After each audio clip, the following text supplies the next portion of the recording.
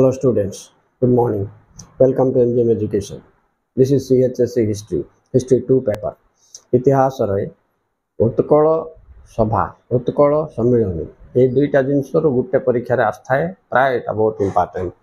देखो पिला माने इंग्रेज माने तो 1830 रे ओडिशा को आस्ते अच्छा से समय रे कोन होइतिला ओडिया भाषा रे बहुत समस्या देखा जाइतिला ओडिया भाषा पूरा पूरी उभे जाइतिला कहले चले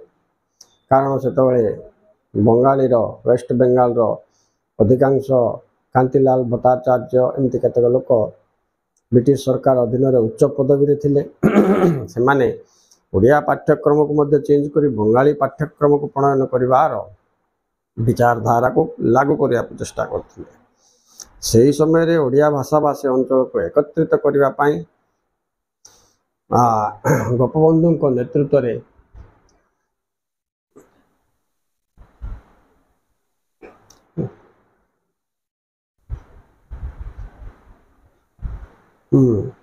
गोपबंधु दास एवं आमर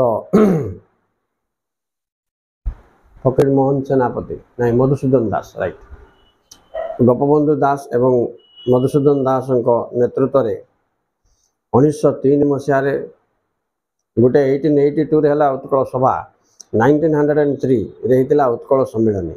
ये दुईटा जाकर गोटे मुख्य विषय उपर आधारित थिला कौन ओडिया भाषाभाषी अंचल को एकत्रित करबा एवं स्वतंत्र ओडिशा प्रदेश गठन करबा